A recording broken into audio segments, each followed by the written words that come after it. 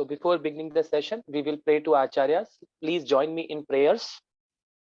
Om Namo Bhagavate Vasudevaya.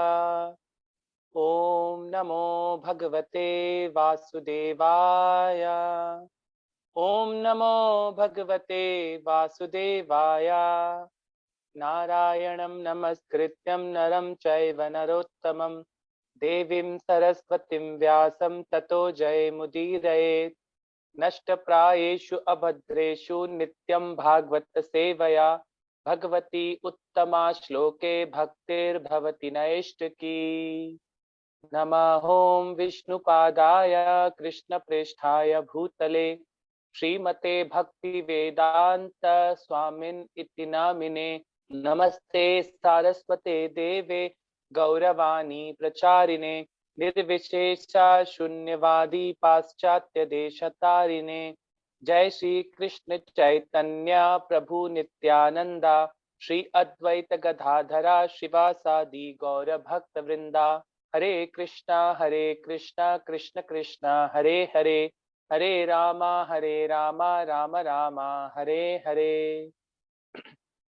Shri Radha Vrindavan चंद्र की जय, श्री गौर निताय की जय, श्रील प्रभुपाद की जय। Welcome all of you for today Shrimad Bhagavatam session. हमने कल श्लोक नंबर 8 तक पढ़ लिया था। हम लोग फर्स्ट कैंटो का 4th चैप्टर का 8 श्लोक तक हमने पढ़ लिया था। आज हम श्लोक नंबर 9 से प्रारंभ करेंगे और इस चैप्टर का टाइटल है श्री नारद का प्राकट्य। इसमें हम देख रहे हैं कि जो शौनक आदि ऋषि हैं, उन्होंने शौनक मुनि जो उन सब में ग्रेट लीडर हैं उन सब के, क्योंकि वो सबके पूरे जितने भी ऋषि आदि बैठे हुए हैं उसमें वो वयोवृद्ध हैं, उसमें वो सबसे लर्नेड हैं और उस सबसे उन सब में विद्या में भी बड़े हैं। तो उन्होंने उनको एक लीडर बनाया है अपने सारे प्रश्नों को पूछने के लिए। तो उन्होंने बहुत सारे प्रश्न पूछे कि ये भागवतम किस प्रकार आया है, तो सूत गोस्वामी ने उनका आंसर किया। तो कल वाला जो प्रश्न था उसका था, वे सुखदेव गोस्वामी किसी गृहस्थ के द्वार पर उतनी ही देर रुकते थे जितने समय में गाय दूही जा सके। वे उस घर को पवित्र करने के लिए ही ऐसा करते थे। जो ये ग्रेट ट्रांसेंडेंटलिस्ट भक्त होते हैं, ये अगर किसी के घर पे भी जाते हैं तो क्यों जाते हैं, उनका क्या पर्पस होता है, वो बता रहे हैं कि सिर्फ उनको क्या करने के लिए, उस ग्रह मेदी लाइफ से निकालकर गृहस्थ लाइफ में लाने के लिए। ये एक पर्पस होता है एक ग्रेट वैष्णव का। वो चाहता है कि ये किस प्रकार ये सारी आत्माएं भगवान से जुड़े। और वो उनके घर पे कितनी देर रुकते थे सुखदेव गोस्वामी, सिर्फ इतनी देर कि वो एक गाय को दोह सके गृहस्थ, बस इतनी देर रुकते थे। तो इनका एक ग्रेट मीनिंग होता है इसके। हम जब हमने इसको परपोर्ट को कल ध्यान से पढ़ा था तो हमें कि गृहस्थ को जीवन में क्या करना चाहिए वो भी हमने समझा था। और साथ ही साथ में अगर कोई उसके घर में वैष्णव आता है तो उसका उन्हें किस प्रकार रेस्पेक्ट करना चाहिए, किस प्रकार ध्यान से अपने समय को देकर क्या करता है वैष्णव, अपना समय देता है किस लिए, ताकि ये जो इस भौतिक संसार की प्रक्रियाओं में उलझ गए हैं, ताकि ये इस भौतिक संसार की प्रक्रियाओं से निकल सके और ये भगवान तक अपनी जो इनकी जो मेन पर्पस है इस ह्यूमन बॉडी का उसको अचीव कर सके। Main important purpose of this human body. Otherwise इस पूरे भौतिक संसार में सब कुछ टेम्पररी है, सब कुछ। सिर्फ क्या टेम्पररी नहीं है, आप टेम्पररी नहीं हो, आत्मा टेम्पररी नहीं है। तो जो सुखदेव गोस्वामी जैसे ग्रेट पर्सनालिटी होते हैं, जैसे श्रीला प्रभुपाद जी इस धरती पर आए, उन्होंने क्या किया, पूरी दुनिया में जाके कृष्ण भक्ति का प्रचार किया और जितने भी भले अमेरिकन थे, यूरोपियन थे, रशियन थे, सबको कैसे भगवान से जोड़ने का प्रयास किया। तो ये ग्रेट पर्सनालिटी सिर्फ यही कार्य करते हैं। अब क्योंकि शौनक आदि ऋषियों के मन में अभी और बहुत सारे प्रश्न हैं, तो अब देखिए अगले 9th श्लोक में वो क्या बोल रहे हैं। आत्मवन्यु सुतम सूता प्राहुर्भागवतोत्तमा तस्य जन्म महाश्चर्य कर्माणि च गृहिणीना। आगे क्या बोल रहे हैं, कहा जाता है कि महाराज परीक्षित उच्च कोटि के भगवत भक्त थे और उनके जन्म तथा कर्म अत्यंत आश्चर्यजनक थे। कृपया उनके विषय में हमें बताएं। अब वो ऐसा क्यों पूछ रहे हैं, देखिए उन्होंने प्रश्न पूछ रहे हैं। शौनक का ऋषि ने सूत गोस्वामी से बोला कि कहा जाता है कि महाराज परीक्षित उच्च कोटि के भगवत भक्त थे और उनके जन्म तथा कर्म अत्यंत आश्चर्यजनक थे। कृपया उनके विषय में हमें बताएं। तो ये जो परीक्षित महाराज थे, ये जो पांडवों का जो वंश था, उसके लास्ट उत्तराधिकारी बचे थे। जब इस महाभारत के युद्ध में जब दोनों सेनाएं युद्ध कर रही थी, तो जब दुर्योधन का एक और सिपाही था, उसका नाम था, या उसका जो एक कमांडर था, उसका नाम था अश्वत्थामा। जो अश्वत्थामा था, उसने क्या किया, दुर्योधन को वो अपने मास्टर को प्लीज करना चाहता था। तो उसने रात में गया उनके कैंप में, उसने सोचा कि मैं क्या करता हूं, इन सारे पांचों पांडवों को, जब ये पांचों पांडव सो रहे हैं, मैं उनको मार देता हूं। तो क्या करता है अश्वत्थामा, जो पांडवों का कैंप था, रात में उसमें जाता है और वो पांचों पांडवों को सोया हुआ देखता है, और क्या करता है, पांचों पांडवों के सर को काट देता है। सर को धड़ से, तलवार से पांचों पांडवों के धड़ को काट देता है। और क्या करता है, पांचों सिरों को, जो ये गर्दन होती है, इसको लेके दुर्योधन के पास खुशी से आता है। देखो दुर्योधन, मैंने तुम्हारा सारा काम खत्म कर दिया। बहुत खुशी से आता है। जब दुर्योधन क्या करता है, उसके एक सर को उठा के टेस्ट करता है कि इतना बड़ा पावरफुल काम इसने कैसे कर दिया। जैसे ही वो एक सर को उठाता है और ध्यान से देखता है, क्योंकि जो पांडवों के द्रौपदी के 5 पुत्र थे, वो भी सिमिलर दिखते थे, उनके पिता के समान वो सिमिलर दिखते थे। तो जैसे ही उसने एक सर को उठा के देखा, तो दुर्योधन को बहुत पछतावा हुआ। वो बोला, अरे अश्वत्थामा, वो तूने क्या दुनिया की सबसे बड़ी गलती करी है। क्योंकि अल्टीमेटली वो था तो एक ही वंश, कुरु वंश कहलाते थे ये कौरव और पांडव मिलाकर, पर वो दुर्योधन की बड़ी मूर्खता थी। वो इस तरीके से व्यवहार करना चाहता था पांडवों के साथ। और था तो दुर्योधन एक्चुअली रियली क्षत्रिय, भले डिप्लोमेटिक था परंतु क्षत्रिय था। तो बहुत पछताता है कि अश्वत्थामा ने ये इतना बड़ा घिनौना काम कैसे कर दिया। उसने द्रौपदी के पांचों पुत्रों को खत्म कर दिया अल्टीमेटली। तो इधर जब द्रौपदी को पता लगता है कि मेरे पांचों पुत्रों की हत्या हो चुकी है, तो वो बहुत रोने लगती है, बहुत पछताती है कि उसके सिर्फ 5 ही पुत्र थे और पांचों की अब हत्या हो चुकी है। तो फिर क्या करते हैं, जब अश्वत्थामा वहां से भागने लगता है, तो इधर से अर्जुन बोलता है कि अब जब तक मैं इसको मार नहीं दूंगा, तब तक मैं इसको छोड़ूंगा नहीं अब मैं। तो वो अश्वत्थामा के पीछे भागने लगता है। मगर इधर से अश्वत्थामा क्या करता है, क्योंकि अश्वत्थामा भी बहुत पावरफुल था, वो क्या करता है, एक ब्रह्मास्त्र रिलीज कर देता है। ब्रह्मास्त्र एक बहुत पावरफुल वेपन होता है, उससे आप जो निशाना टारगेट करते हैं, वो वहीं जाके अटैक करता है। तो इधर से वो जब ब्रह्मास्त्र रिलीज करता है, फिर क्या होता है, जब उत्तरा को पता लगता है कि मेरे गर्भ में, और उत्तरा कौन थी, जो अभिमन्यु युद्ध में मारा गया था, अर्जुन का बेटा था अभिमन्यु। तो अभिमन्यु को यह विद्या पता थी कि चक्रव्यूह में घुसना कैसे, परंतु उसको आना नहीं पता था। तो इन सब ने पूरा प्लान करके क्या किया, सारे महारथियों ने अकेले अभिमन्यु को घेर लिया था। अभिमन्यु इतना पावरफुल था कि अगर ये एक एक करके लड़ते तो अभिमन्यु पूरी सेना को मार देता। इतना पावरफुल था अभिमन्यु अकेला इनके ऊपर। मगर इन सब ने क्या किया, इवन भीष्म पितामह थे उसमें, इधर से द्रोणाचार्य थे, दुर्योधन था, इनके सारे के सारे ग्रेट लीडर, सारे के सारे ने मिलकर एक अकेले के ऊपर, एक छोटे से बच्चे के ऊपर आक्रमण किया था। तब क्या हुआ, वो इतने सारे योद्धाओं को नहीं फाइट कर सका, और फाइनली क्या हुआ था, अभिमन्यु की मृत्यु हो गई थी युद्ध में ही। और ये सब भगवान का प्लान था कि अभिमन्यु की मृत्यु होनी थी, कृष्णा ने सब प्लान किया था। क्योंकि द्रौपदी को ये वरदान मिला था कि आपके पांचों पांडव कभी नहीं मरेंगे, ये उनको वरदान था कि वो हमेशा क्या रहेगी, सुहागन रहेगी, ऐसा उसको वरदान था। तो इसलिए पांचों पांडवों को तो कोई कुछ नहीं कर सका पूरे युद्ध में, मगर ये अभिमन्यु की मृत्यु हो गई।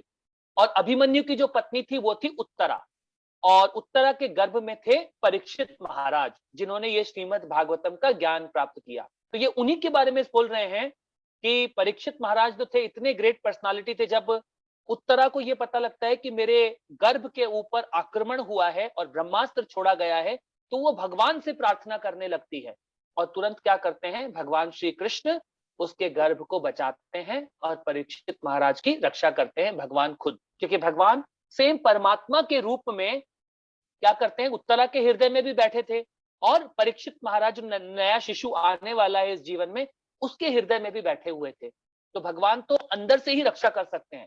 भगवान अनलिमिटेड पर्सनालिटी हैं, भगवान कुछ भी कर सकते हैं, जो कोई सोच नहीं सकता भगवान वो सब कर सकते हैं, इसीलिए उनको भगवान कहते हैं। तो अब हम इसका तात्पर्य पढ़ते हैं। देखिए क्या प्रश्न है ये, महाराज परीक्षित का जन्म आश्चर्यजनक है, क्योंकि भगवान श्री कृष्ण ने उनकी रक्षा उनकी माता के गर्भ में की थी। उनके कार्यकलाप भी आश्चर्यजनक हैं, क्योंकि उन्होंने गाय का वध करने के लिए उद्यत कली को प्रताड़ित किया। गाय का वध करने का अर्थ है मानव सभ्यता का विनाश। वे पाप के उत्कट प्रतिनिधि से गाय की रक्षा करना चाहते थे। उनकी मृत्यु भी आश्चर्यजनक है, क्योंकि उन्हें मृत्यु की पूर्व सूचना प्राप्त हो चुकी थी, जो किसी मृत्य प्राणी के लिए आश्चर्यजनक थे। इसी तरह उन्होंने गंगा के तट पर आसीन होकर भगवान की दिव्य लीलाओं को सुनते हुए प्रयाण करने की तैयारी कर ली थी। जब तक कि वे भागवत का श्रवण करते रहे, उन्होंने न तो भोजन किया, न जल ग्रहण किया, न ही वे एक क्षण सोए। अतः उनकी सारी बातें आश्चर्यजनक हैं और उनके कार्यकलाप ध्यान से सुनने योग्य हैं। यहाँ पर उनके विषय में विस्तार से सुनने की इच्छा की गई है। तो सारे जो इतने ग्रेट पर्सनालिटी हैं, जिनकी जन्म होने से पहले भगवान ने रक्षा की हो, तो सोचिए परीक्षित महाराज कितने ग्रेट पर्सनालिटी होंगे, भगवान के कितने परम भक्त होंगे परीक्षित महाराज, जिसकी रक्षा करने के लिए भगवान खुद अवतरित होते हैं। तो ये बहुत ग्रेट पर्सनालिटी होते हैं परीक्षित महाराज जैसे भक्त, जिनके जिनके अवतरित होने से क्या हुई है, ये पूरी भागवतम नॉलेज को सुखदेव गोस्वामी ने बोला है। तो ये बहुत भगवान के परम भक्त होते हैं, जो ये पूरी की पूरी भगवान की लीला में पार्टिसिपेट करते हैं और भगवान उनकी पर्सनल रक्षा करते हैं। तो ये बहुत इंपॉर्टेंट श्लोक है। अब इसके बाद हम 10th नंबर का श्लोक पढ़ते हैं। उसमें क्या बोल रहे हैं अब वो और ये क्यों बोल रहे हैं, ये आगे श्लोक क्यों आ रहे हैं, उसका पर्पस है, क्योंकि अब उनमें क्या हो चुकी है, जब हमने परीक्षित महाराज के बारे में सुना कि वो इतने ग्रेट भक्त हैं, तो हमारे हृदय में भी इच्छा डेवलप होनी चाहिए कि अब हम आगे भागवतम को सुने, आगे क्या हुआ है भागवतम में। अब देखिए क्या प्रश्न पूछ रहे हैं वो, स सम्राट कस्य वा हेतो पांडुनाम मानवधर्नः प्रायोपविष्टो गंगाया मनाहित्यध्या राध्या श्रियम। वह एक महान सम्राट थे और उनके पास उपार्जित राज्य के सारे ऐश्वर्य थे। वे इतने वैरण्य थे कि उनसे पांडु वंश की प्रतिष्ठा बढ़ रही थी। तो फिर वे सब कुछ त्याग कर गंगा नदी के तट पर बैठकर क्यों आमरण उपवास करने लगे। ये भी एक इंपॉर्टेंट प्रश्न है। जबकि वो इतने ग्रेट लीडर थे, उनमें सारी की सारी ताकत थी, वो बहुत पावरफुल थे परीक्षित महाराज, और परीक्षित महाराज को क्या मिला था, ये पूरा का पूरा साम्राज्य उनको अपने अपने जो उनके सारे के सारे उनके पिता जो थे, जैसे युधिष्ठिर महाराज, भीम, और ये जो उनके दादाजी थे सारे के सारे, उन सबसे परीक्षित महाराज को क्या मिला था, ये एज ए गिफ्ट में पूरा संसार मिला था। और वो कितने चक्रवर्ती सम्राट थे परीक्षित महाराज, वो सातों समुद्र हैं, ये जो पूरा पृथ्वी है, इस पूरे पृथ्वी पे अकेले राज करते थे। इतने चक्रवर्ती सम्राट थे परीक्षित महाराज। तो उनको क्या जरूरत आ गई थी ऐसी कि एक छोटे से बच्चे ने कर्ज किया है, वो चाहते तो उसको रिकर्ज कर सकते थे, परंतु फिर भी ये भगवान की एक बहुत बड़ी प्लानिंग होती है कि किस प्रकार परीक्षित महाराज ने, जब उनको एक नोटिस मिला कि मेरी मृत्यु होने वाली है, और तुरंत क्या किया परीक्षित महाराज ने, सब कुछ छोड़कर, इसमें हम समझेंगे किस प्रकार हम अपने शरीर से सुबह सुबह मल त्याग करके आते हैं ना, हम जाते हैं वॉशरूम में, अपना बॉडी क्लीन करके आते हैं, फिर हम जाके देखते थोड़ी है कि मल में क्या है क्या नहीं है, हम कभी नहीं देखते। ऐसे ही परीक्षित महाराज जो कि पूरे चक्रवर्ती सम्राट हैं, उन्होंने एक सेकंड में सब कुछ त्याग कर दिया। तो ये एक बड़े ग्रेट वैष्णव की क्वालिटी होती है, क्योंकि ये भगवान की भी क्वालिटी है। क्योंकि जब भगवान श्री राम ने ये क्वालिटी कैसे दिखाई है, वैराग्य, भगवान ने कैसे दिखाया, जैसे ही भगवान को उनके केकई के कहने पर जो दशरथ महाराज ने बोला, ओ केकई ने बोला अपने पुत्र राम को कि तुम्हें अब 14 वर्ष का वनवास जाना पड़ेगा, तुम यहाँ के राजा नहीं बन सकते अयोध्या के, तो तुरंत चल दिए, एक सेकंड भी नहीं सोचा, क्योंकि उनको तो क्या है, भगवान तो प्लानिंग, भगवान को तो पता है ये पूरा संसार मिट्टी का है। तो जब ग्रेट वैष्णवों को ये क्लियरली पता होता है कि मेरे इस ह्यूमन बॉडी का मेन पर्पस क्या है, मेन पर्पस सिर्फ एक है, वो कैसे हम अपने समय को निकाल के भगवान की भक्ति में लगा दें, बस वो एक पर्पस होता है एक ग्रेट वैष्णव का। तो हमें उस पर्पस को हमेशा हमारे जीवन में ध्यान रखना चाहिए और सारे कामों को करें, मगर जो मेन काम है, जैसे कि हम इतने दिन से सीख रहे हैं कि हमें 16 माला जप करना है, 4 नियमों का ध्यान पूर्वक पालन करना है, तो वो हमारे ह्यूमन लाइफ का मेन पर्पस है। अगर मेन पर्पस भूल गए और सारे कामों में व्यस्त हैं, तो क्या हो जाएगा, ये ह्यूमन बॉडी थोड़े दिनों बाद हमारे हाथ से चला जाएगा। तो ये भागवतम में परीक्षित महाराज ये हमें बता रहे हैं कि सबसे इंपॉर्टेंट काम क्या है हमारा। अब देखिए क्या बोलते हैं तात्पर्य में, प्रभुपाद जी हमें क्या एक्सप्लेन कर रहे हैं। महाराज परीक्षित समस्त समुद्रों एवं महासागरों समेत पूरे संसार के चक्रवर्ती सम्राट थे। उन्हें इस राज्य को प्राप्त करने के लिए कोई प्रयास नहीं करना पड़ा। उन्हें वह अपने पितामह महाराज युधिष्ठिर तथा उनके भाइयों से उत्तराधिकार में मिला था। इसके साथ ही साथ वे सुचारू रूप से शासन चला रहे थे, जो उनके पूर्वजों की प्रतिष्ठा के ही अनुरूप था। फलस्वरूप उनके ऐश्वर्य तथा प्रशासन में कुछ भी अवांछित नहीं था। तो फिर वे क्यों सारा राजपाट त्याग कर गंगा के तट पर आमरण उपवास करने लगे, यह आश्चर्यजनक है। अतएव सभी इसका कारण जानने के लिए उत्सुक हैं। तो जो परीक्षित महाराज कितने ग्रेट पर्सनालिटी थे, वो चाहते तो खुद थे कि क्यों मरूं मैं, क्यों इस शरीर को त्यागूं, मगर जो ग्रेट वैष्णव होते हैं वो इस बॉडी से अटैच होते ही नहीं है। उनको पता होता है क्लियरली ये सब भगवान की प्लानिंग है। अगर भगवान ने ये प्लान किया है, मुझे एक छोटे से बच्चे ब्राह्मण बच्चे ने कर्ज किया है, तो ये भगवान का प्लानिंग है। अगर मुझे किसी ने कर्ज दिया है कि मुझे 7 दिन बाद मरना होगा, तो ये भगवान का प्लानिंग है, तो वो उसको तुरंत एक्सेप्ट कर लेते हैं अपने जीवन में, भगवान की प्लानिंग के अगेंस्ट नहीं जाते हुए। मगर इस दुनिया के मूर्ख क्या होते हैं, जो राक्षस प्रवृत्ति के लोग होते हैं, वो भगवान की प्रवृत्ति के अगेंस्ट जाना चाहते हैं। जितने भी आज ये बड़ी बड़ी कंपनीज हैं, जितने भी बड़े बड़े भले बड़ी बड़ी कंपनीज, मल्टीनेशनल कंपनीज क्या कर रही हैं, भगवान की प्लानिंग के अगेंस्ट जा रहे हैं। जब हम भगवान की प्लानिंग के अगेंस्ट जाएंगे तो क्या होगा, ये पूरी दुनिया में गड़बड़ होगा, पूरी दुनिया का हर व्यक्ति परेशान रहेगा। ये सारे वैश्य वर्ग के जो लोग हैं, जो बिजनेस प्रवृत्ति के लोग हैं, वो क्या कर रहे हैं, ब्राह्मण और क्षत्रियों को साइड में पटकते जा रहे हैं, बोल रहे हैं कि हमें इस भागवतम की इन सब की कोई जरूरत नहीं है। जो आज हमारी यंग जनरेशन के बच्चे हैं, उनको सिर्फ ये यूट्यूब ने, व्हाट्सएप ने, फेसबुक ने, गूगल ने, इन सब ने अट्रैक्ट कर लिया है, तो उनको रियल चीज समझ में ही नहीं आ रही है। वो समझ रहे हैं कि बस हम मशीन है, ये शरीर हमें एक मशीन जैसा शरीर मिला है और उसी को इन 4 कामों में, ईटिंग, मेटिंग, स्लीपिंग और डिफेंडिंग में इन्वॉल्व कर लिया है। हम समझते हैं कि ये सारी डेवलप्ड कंट्रियां हैं, बट डेवलप्ड कंट्रियां काय में हैं, ईटिंग खाने में, सोने में, ईटिंग मेटिंग सेक्स लाइफ में, ईटिंग मेटिंग स्लीपिंग और डिफेंडिंग, और बड़े बड़े हथियार बनाने में। इन 4 कामों में सब अग्रसर होना चाहते हैं। तो ये कब ह्यूमन बॉडी क्यों दिया है भगवान ने, ताकि हम इस ह्यूमन बॉडी का मेन उद्देश्य प्राप्त कर सकें, वो है भगवान की भक्ति और भगवान के साथ रिलेशनशिप डेवलप करना। वो सबसे इंपॉर्टेंट काम है। नहीं तो ये ह्यूमन बॉडी सभी का चला जाता है थोड़े दिनों बाद।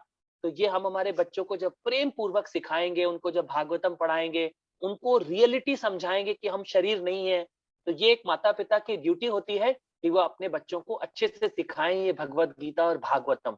भले और बच्चा कहीं पढ़ाई में कमजोर भी रह जाए तो भी हमें परवाह नहीं करनी चाहिए, ये सब भगवान का प्लान होता है। तो हमें मेन पर्पस पे मेन ध्यान देना चाहिए कि हम कैसे बच्चों को इस जो हमारी वैदिक शिक्षा है उसको जरूर प्रदान करें, ताकि बच्चे इस भौतिक संसार से अटैच ना हो, वो मेन काम कर सकें अपने ह्यूमन लाइफ में, और वो आपको भी भगवान तक तारें और खुद भी भगवान तक जाने का प्लान करें। आगे देखिए अगले श्लोक में क्या बोल रहे हैं, श्लोक नंबर 11 पे आ जाइए। नमन्ति यत्पादन के तमात्मनः शिवाय हनीय धनानि शत्रवः के कथम स वीर श्रिय संग दूसत्य दूसत्पजा युवेशो तत्व दुष्ट महो तहा सुभिहि। क्या बोल रहे हैं, वो इतने बड़े सम्राट थे कि उनके सारे शत्रु जाकर अपनी भलाई के लिए उनके चरणों पर अपना शीश झुकाते थे और अपनी सारी संपत्ति अर्पित करते थे। वे तरुण और शक्तिशाली थे और उनके पास अलभ्य राजसी ऐश्वर्य था, तो फिर वे अपना सर्वस्त्र, यहां तक कि अपना जीवन भी क्यों त्यागना चाह रहे थे। अब वो बता रहे हैं कि परीक्षित महाराज जब इतने ग्रेट थे कि बड़े बड़े दुनिया के बड़े बड़े सम्राट उनके आगे चरण झुकाते थे, उनके आगे आके क्या करते थे, शीश झुकाते थे, और जितना भी उनका संपत्ति होता था सब उनको अर्पित कर देते थे। वो इतने चक्रवर्ती सम्राट थे, फिर उनको ये कर्ज लेने की क्या जरूरत आ गई थी। तो वही है जो एक वैष्णव की प्योर क्वालिटी होती है, उसको सब कुछ क्लियर दिखता है ये भौतिक संसार कि सब कुछ टेम्पररी है। तो ये उनकी एक ग्रेट क्वालिटी होती है एक वैष्णव की, तो उसकी यहाँ पर चर्चा की जा रही है। अब देखिए यहाँ पर क्या बोल रहे हैं, अब इसके हम लोग इसका तात्पर्य पढ़ते हैं।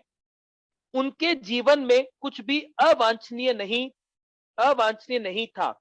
वे नवयुवक थे और शक्ति तथा ऐश्वर्य के साथ जीवन का भोग कर रहे थे। अतएव सक्रिय जीवन से विराम लेने का कोई प्रश्न नहीं उठता था। उन्हें राज्य कर वसूलने में कोई कठिनाई नहीं थी, क्योंकि वे इतने शक्तिशाली एवं वीर थे कि उनके शत्रु भी उनके चरणों में शीश झुकाते थे और अपने ही हित के लिए अपनी सारी संपत्ति भेंट कर जाते थे। महाराज परीक्षित पवित्र राजा थे। उन्होंने शत्रुओं को जीत लिया था, अतएव उनका राज्य वैभव संपन्न था। उनमें प्रचुर अन्न, दूध तथा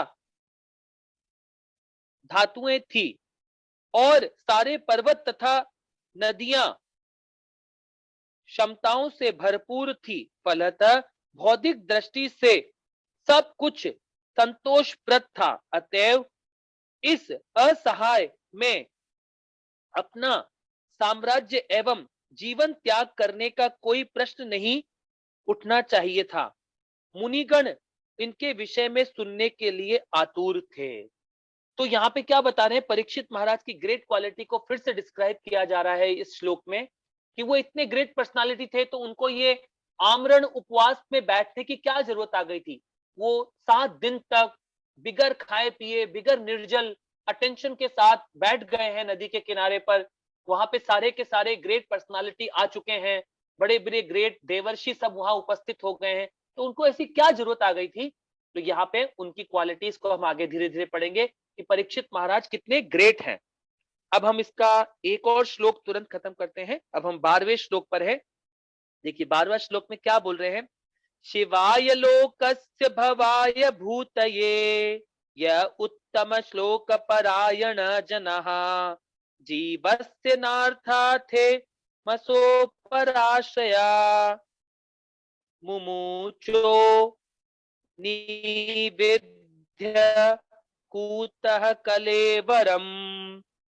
जो लोग भगवत कार्य में अनुरक्त रहते हैं, दूसरों के कल्याण, उन्नति तथा सुख के लिए ही जीवित रहते हैं, वे किसी स्वार्थवश जीवित नहीं रहते। अतएव राजा परीक्षित ने समस्त सांसारिक वैभव की आसक्ति से मुक्त होते हुए भी अपने उस मर्त्य शरीर को क्यों त्यागा जो दूसरों के लिए आश्रय तुल्य था। तो यहाँ पे फिर से बहुत इंपॉर्टेंट बात है कि परीक्षित महाराज ने, एक छोटे से ब्राह्मण ने कर्ज किया है, तो उनको क्यों त्यागने की जरूरत आ गई थी। अपना शरीर क्यों त्याग गया आदमी, वो चाहते तो बचा सकते थे, क्यों, उनके पास सारी व्यवस्थाएं थी, वो इतने ग्रेट चक्रवर्ती सम्राट हैं, उनको ऐसा करने की क्या जरूरत आ गई थी। तो यहाँ पे एक जो, क्योंकि परीक्षित महाराज ग्रेट वैष्णवा हैं, उनकी क्वालिटीज को फिर से वो पूछना चाह रहे हैं। ये पूछ रहे हैं, जो लोग भगवत कार्य में अनुरक्त रहते हैं, वो दूसरों के कल्याण, उन्नति तथा सुख के लिए ही जीवित रहते हैं, वे किसी स्वार्थवश जीवित नहीं रहते। अतएव राजा परीक्षित ने समस्त सांसारिक वैभव की आसक्ति से मुक्त होते हुए भी अपने उस मर्त्य शरीर को क्यों त्यागा जो दूसरों के लिए आश्रय तुल्य था। जो ग्रेट वैष्णव होते हैं वो जीते ही दूसरों के लिए हैं कि हम दूसरों की कैसे भलाई कर सके। तो जो उनका शासन था वह प्रजा इतनी खुश रहती थी उनसे, कलयुग उसमें एंट्री नहीं कर पा रहा था जब तक परीक्षित महाराज प्रेजेंट थे। कलयुग की हिम्मत नहीं थी कि उनके शासन में घुस जाए।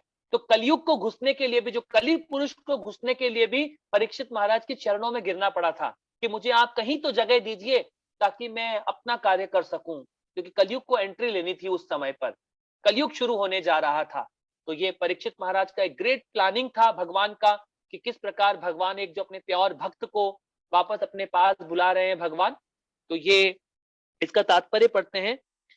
परीक्षित महाराज आदर्श राजा तथा गृहस्थ थे क्योंकि वे भगवत भक्त थे।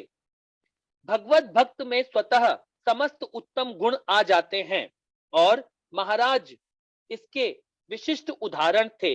व्यक्तिगत रूप से उन्हें अपने अधिकार में उपलब्ध सांसारिक ऐश्वर्य से कोई आसक्ति न थी, लेकिन चूंकि वे जनता में न केवल इस जीवन में अपितु अगले जीवन में भी सदैव व्यस्त रहना चाहते थे, वे कसाईयों या गोवध की अनुमति नहीं देते थे। वे ऐसे मूर्ख तथा पक्षपाता प्रशासक न थे जो एक जीव की तो सुरक्षा प्रदान करते और दूसरों का वध होने देते। चूंकि वे भगवत भक्त थे, अतएव वे यह अच्छी तरह जानते थे कि मनुष्यों, पशुओं, पौधों तथा समस्त जीवित प्राणियों के सुख के लिए किस प्रकार प्रशासन चलाना चाहिए। वे अपने स्वार्थ में रुचि रखने वाले पुरुष न थे। स्वार्थ या तो आत्म केंद्रित होता है या आत्म विस्तरित होता है, वे इन दोनों में से एक भी न थे। उनका स्वार्थ तो परम सत्य परमेश्वर को प्रसन्न करने में था। जिस राजा परमेश्वर का प्रतिनिधि होता है, अतएव राजा और परमेश्वर का उद्देश्य एक जैसा होना चाहिए। परमेश्वर जानते हैं कि सारे जीव उनके आज्ञाकारी बने और इस तरह वे सुखी हों।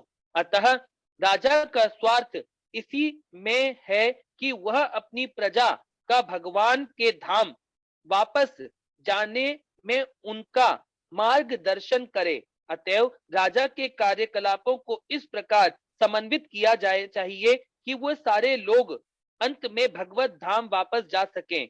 प्रतिनिधि राजा के शासन में सारा साम्राज्य ऐश्वर्य से परिपूर्ण रहता है। इसी दशा में मनुष्यों को, पशुओं को खाने की आवश्यकता नहीं पड़ती। अन्न, दूध, फल तथा तरकारियों को प्रचुरता रहती है, जिससे मनुष्य तथा पशु भी भरकर खा पी सकते हैं। यदि सारे जीव आहार तथा आश्रय पाकर संतुष्ट ही और नियत नियमों का पालन करें तो जीव में परस्पर कोई उपद्रव न हो। महाराज परीक्षित योग्य राजा थे, अतएव उनके शासन में सभी लोग सुखी थे। जो भगवान, इसमें अब क्या है, इसको Prabhupada ji main important point क्या समझाने का प्रयास कर रहे हैं इसके परपोर्ट से, जो भगवान का प्रतिनिधि होता है, भगवान ने जिसको अपॉइंट किया है यहाँ पे लीड करने के लिए, वो क्या है, भगवान का प्रतिनिधि है। और भगवान का सबसे बड़ा प्लानिंग क्या है कि इसके जितनी भी आत्मा है वो सुखी से अपना भगवान का भक्ति कर सके और इस भौतिक संसार से निकले। ये भगवान का मेन प्लानिंग होता है। तो यहाँ पे क्या बता रहे हैं प्रभुपाद जी हमें, परीक्षित महाराज इतने ग्रेट है तो वो क्या चाहते थे अल्टीमेटली, वो ये सब कुछ बहुत अच्छे से कर रहे थे। उनकी जो राज्य था उसमें कोई दुखी नहीं रहता था। अगर आजकल की, अगर हम करंट से हम लोग जो करंट राज्य करते हैं, जो करंट लीडर्स हैं हमारे, वो कैसे हैं, तो प्रभुपाद जी बता रहे हैं अंधा अंधायते, क्या है, अंधे अंधों को लीड कर रहा है। वो ऐसी हमारी अभी करंट सोसाइटी हो गई है। परंतु जो परीक्षित महाराज थे उनका सिर्फ एक ही उद्देश्य होता था, किस प्रकार ये पशु भी, किस प्रकार पेड़ पौधे सबको अपना भोजन संतुष्टि से आराम से मिल सके। तो जो वो ब्राह्मणों के किस प्रकार जो भगवान ने ये पूरा सिस्टम बनाया है, ब्राह्मण क्षत्रिय वैश्य और शूद्र सब अपना अपना कार्य सुचारू रूप से किस प्रकार कर सके, और उनका मेन पर्पस होता था ये सारे कार्य करते हुए भी ये सब अपने भगवत धाम वापस कैसे जा सके। जो भगवान के ग्रेट लीडर होते हैं वो इसी तरीके की प्लानिंग करते हैं। इसीलिए हमें भी क्या प्रयास करना चाहिए, प्रभुपाद जी बोलते हैं कि जितने भी वैष्णव हैं उन सबको मिलकर इस सोसाइटी को लीड करना चाहिए। जो एक वैष्णव होता है, क्योंकि परीक्षित महाराज क्या है, वो सबसे बड़े वैष्णव हैं, भगवान के परम भक्त हैं, भगवान ने उनको उस गद्दी पर लीडर बना के बिठाया होता है। तो हमें क्या करना चाहिए, इस पूरी सोसाइटी को वैष्णवों को लीड करना चाहिए, ताकि क्या हो सके, पूरी सोसाइटी एक भगवान की भक्ति में अग्रसर होकर अपना ह्यूमन लाइफ का जो मेन पर्पस है भगवान तक वापस जाना, उसमें अग्रसर हो सके और उस पथ पर वो आगे बढ़ सके। ये सबसे इंपॉर्टेंट पॉइंट है यहाँ पर। अभी हम धीरे धीरे देखेंगे कि परीक्षित महाराज ने ऐसा क्यों किया था, तो हमें धीरे धीरे वैष्णवों की क्वालिटी समझ में आएगी। वो हम श्लोक नंबर 13 से कल से पढ़ेंगे। अभी किसी का कोई प्रश्न है तो आप पूछ लीजिए।